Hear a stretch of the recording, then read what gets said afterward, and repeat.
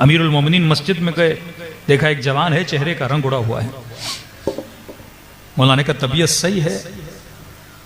तो जवान ने कहा कि मौला मैं यकीन की मंजिल पे फायज हो गया। इमाम ने उसका हाथ पकड़ा और कहा कि यकीन? कहा कि ये बहुत बड़ी मंजिल है। कहा कि मुझे दलील दो, मुझे कैसे पता लगे कि तुम यकीन की मंजिल पर हो?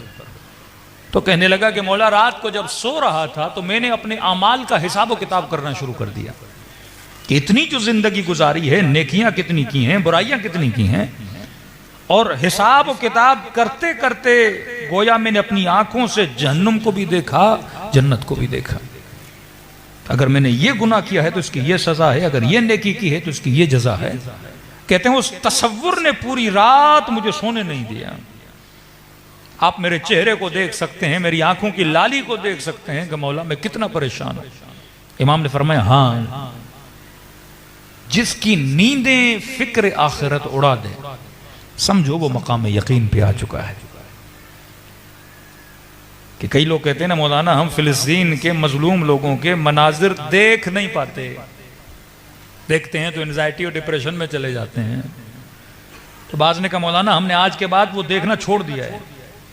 उलमा कहते नहीं छोड़ो नहीं, देखो, क्योंकि देखोगे तो मुर्दा ज़मीर बेदार होगा। हाँ? ये देखना बेदार करता है। कोई कहे कि मौलाना मैं मौला हुसैन के मसाइब बर्दाश्त नहीं कर पाता तो लिहाजा मैं नहीं सुनता। कहा नहीं सुनो, ताकि तुम्हारा दिल क्या हो जाए, बेदार हो जाए। नहीं देखोगे तो बेदार नहीं होगे ना। का एहसास नेमत कब होगा? छोटी सी बीमारी है, बंदा शिकायत करे कि परवरदिगारा मैं इतना बीमार हो गया। बोला फरमाते सेहत की कदर करनी है तो हॉस्पिटल का कम से कम हफ्ते में एक दिन, ऐसे ही जिस तरह पार्क घूमने चले जाते हो ना, कभी हॉस्पिटल घूमने चले जाया करो। का फरमाया कभी हफ्ते में एक दिन कब्रिस्तान घूमने चले जाया करो, फिर बड़ी गौर से उन कब्रों को देखा करो, फिर उनके नामों को पढ़ा करो कि इन कब्रों में सोए हुए सिर्फ बूढ़े नहीं हैं, उनमें जवान भी हैं, उनमें बच्चे भी हैं, उनमें इंजीनियर भी हैं, उनमें हाकिम भी हैं, उनमें मौलवी भी हैं। यह दलील है कि हर इंसान ने एक दिन मिट्टी में मिल जाना है। फिर जब हॉस्पिटल जाओगे, उन बीमारों को देखोगे, उनकी आहों को सुनोगे, उनकी चीखती हुई सदाओं को सुनोगे, फिर कहोगे अल्हम्दुलिल्लाह, ऐ खुदा तेरा शुक्र है तूने मुझे सेहत अता की है। तो कभी कभी उस सोए हुए वजूद को उठाने के लिए कई चीजों को देखना पड़ता है। कायनात पर आंखों को बंद करना कमाल नहीं है। अहले बैत का मकसद यह था कि सोए हुए इंसान के ज़मीर को क्या किया जाए, बेदार किया जाए। तो अभी हम मकाम इल्म पर हैं, हमें कहां तक जाना है, मकाम यकीन तक जाना है। मसलन दूर से आपने कहीं धुआं देखा तो आपको इल्म हुआ कि वहां पे आग है। ये पहली मंजिल और खफीफ तरीन मंजिल है इल्म की। फिर आप आगे बढ़े और आपने आंखों से आग को देखा, आपके इल्म में और इजाफा हुआ। फिर आप और आग के करीब गए, आपने हरारत को महसूस किया। आपकी आंखों शायद धोखा हो के दिखने में आग है पर शायद आग ना हो, तस्वीर में आग है, कोई 3D तस्वीर हो, लेकिन जब आप हरारत को महसूस करोगे तो आपको पता लगेगा वाकई इसकी गर्मी बताती है ये आग है। आखिरी मंजिल है जब आप उस आग में हाथ को डालोगे तो हाथ का जलना बताएगा कि वाकई तो हक़ यकीन की मंजिल पे पहुंच चुका ये आग है। आगे कराती मिसाल देते हैं, कहते हैं बेलचे की मिसाल है। बेलचे का जो सर है जो आपके हाथों में होता है, कहते हैं वो कभी जंगालूद होता है, कभी मेला होता है, लेकिन जो नीचे खुद बेलचा है जिससे आप जमीन को खोदते हैं, कहते हैं वो हमेशा चमकता है। वजह क्या है? क्योंकि वो 24 घंटा मिट्टी के साथ मशगूल रहता है, और जितना मशगूल रहता है उसे कभी जंग नहीं लगता, वो चमकता रहता है। इसी तरह इंसान जितना इल्म की वादियों में मशगूल रहता है, इसकी फिक्र को कभी जंग नहीं लगता, ये हमेशा क्या रहता है, बेदार रहता है। किज़ालिकल किताबु ला रैब फीह हुदन लिल मुत्तकीन, ये किताब वो है जिस पे शक न करना, और ये किन के लिए बाइस हिदायत है, जो साहिबे तकवा है। तो सवाल उठेगा परवरदिगारा ये किताब इंसानों के लिए हिदायत नहीं, क्या सिर्फ मुत्तकियों के लिए है? फरमानी हिदायत हुदन लिन्नास भी है, लेकिन सवाल यह है कि हिदायत लेगा कौन?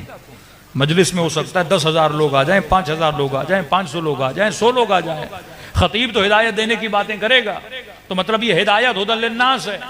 लेकिन लेगा कौन? जो मुत्तकी होगा। मुत्तकी कौन है? एक उस्ताद जब क्लासरूम में जाता है वो पढ़ाता सबको है, लेकिन कामयाब होकर निकलता कौन है? जो पढ़ाकू बच्चा है, जो मशगूल रहता है, जो टाइम को जाया करता है, जो खेल कूद में रहता है, वो कभी काबिल स्टूडेंट नहीं बन पाता। तो अल्लाह कहता है ये जो किताब है ये हिदायत उसी को देती है जिनके वजूद में तकवा है। तकवा क्या है? कहते जिनकी रूह साफ व शफाफ है, जिनका दिल शीशे की तरह है। देखिए सूरज का काम है रोशनी देना।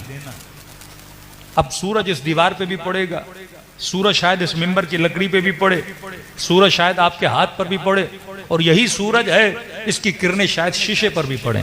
फर्क क्या है? जब ईंट पे पड़ेगा तो उसकी रोशनी वहीं रुक जाएगी, जब लकड़ी पे पड़ेगा तो उसकी रोशनी वहीं पे टकरा के रुक जाएगी। लेकिन यही रोशनी जब शीशे पे पड़ती है तो क्रॉस करके बाहर निकल जाती है, क्योंकि शीशा शफाफ है, साफ है, तो रोशनी को जज्ब भी करता है, आगे रोशनी को फेंकता भी है। फरमाया बिल्कुल इसी तरह जिसका दिल साफ व शफाफ है वो कुरान की हिदायत को अपने वजूद में क्या करता है? जज्ब भी कर लेता है। दूसरी मिसाल देखिए, पानी का काम है गहराइयों में जाना। आप गिलास में भी पानी को भर सकते हैं, देगचा ले जाएं, बर्तन ले जाएं, बाल्टी ले जाएं, पानी भर जाएगा। इवन अगर अपने हाथ से चुल्लू बनाएं, इसके अंदर भी पानी आ जाएगा।